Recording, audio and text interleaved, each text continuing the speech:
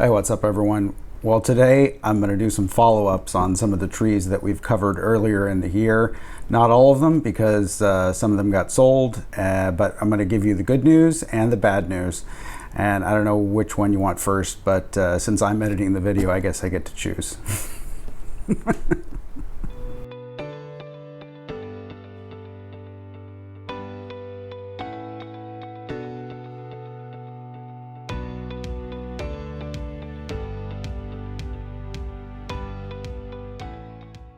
So if you look back through the feed, this tree, I did a short video on it in mid-spring, and it's a Japanese black pine.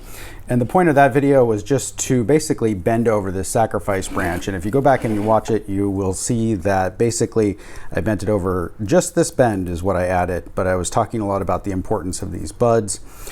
So for now, because this is hardened off, it's actually pushed itself up a little bit. And so I'm going to go ahead and just give this another twist around here. I'm also going to remove this lower bud just to make it less cumbersome. And I'm going to kind of thin out some of these buds that are in here that are kind of, or some of the bracts that have turned brown, just to give more air and light to the buds that are still growing. In this section down here, I have 1, 2, 3, 4, 5, 6, 7, 8, 9, looks like 10 buds in that section.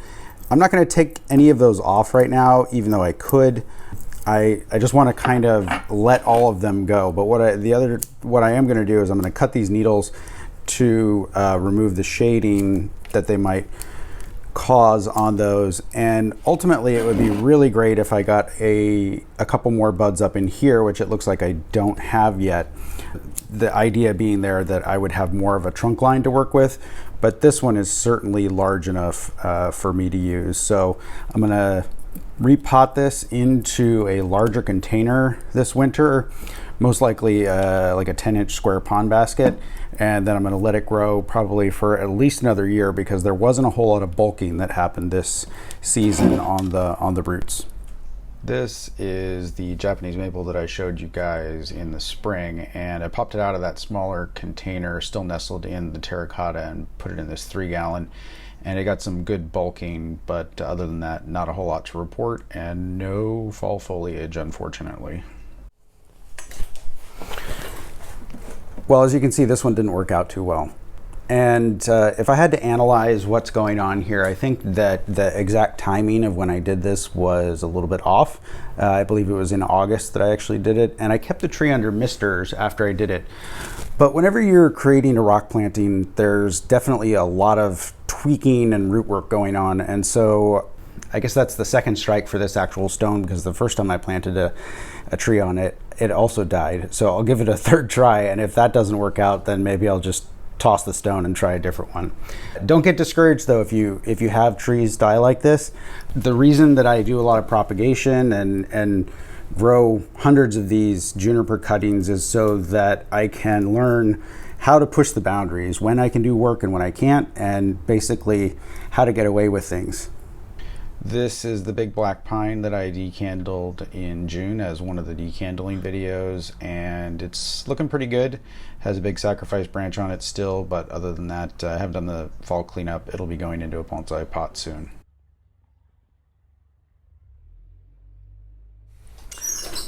All right, well, this is a flat of Sekka Hinoki, and if you look back through the feed, you'll see that what I was doing with these was basically, because they grow so straight, I was bending over the tops in order to try to get some more robust growth out of the bottom. Now, I don't remember which one of these I used as the example in the video, but let me just pull out a couple here and we'll go over what happened.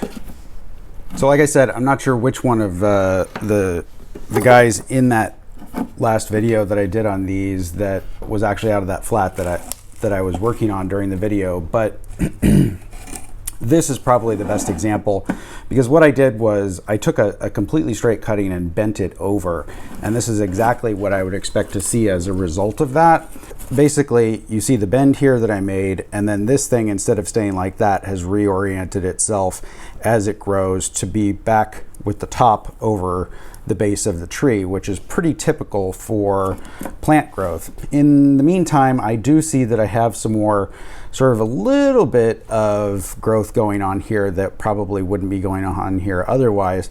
So I can try to bend this over again, or I can cut it off and just really force the tree to bud out down lower. I think I'm going to do probably half and half in terms of testing those at this point, because bending over didn't work quite as well as I was hoping. Look for another video on that soon. A few things in the yard. First, just my cutting that I successfully got from the birch that I sent to Sergio Kwan. Little Monterey Cypress that's been growing nicely since I did the video.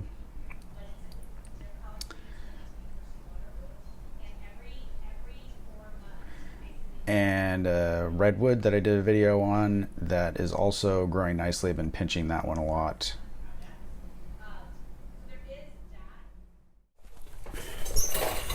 This is the Redwood that I grew from cutting that I decided to try to make an exposed root out of.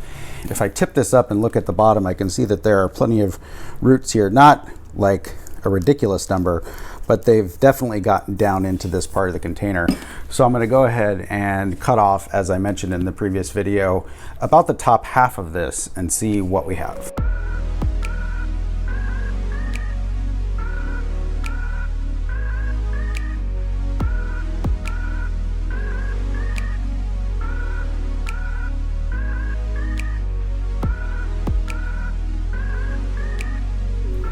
Seeing how big these roots are here that are kind of the main roots that are coming out, I think I'm going to go ahead and just take off this whole thing, because I can tell that these are going to kind of shoot straight down into this. And so I'm going to go ahead and remove the rest of this, and these lava rocks that I put in the middle just appear to have encouraged the tree to run down the edges of the container, which is definitely a problem with a narrower container. I find actually that you get better crazy roots if you put the plant in the middle of like a gallon container with the roots just in the center, because then they actually, instead of going straight out and down, will kind of wiggle down through these larger rocks.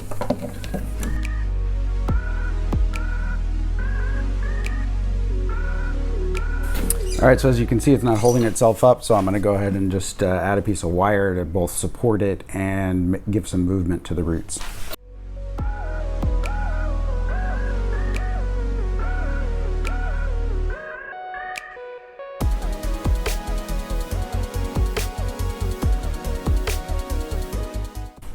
All right, I'll put some sphagnum moss on here to protect the roots from sun and see what this looks like starting in spring.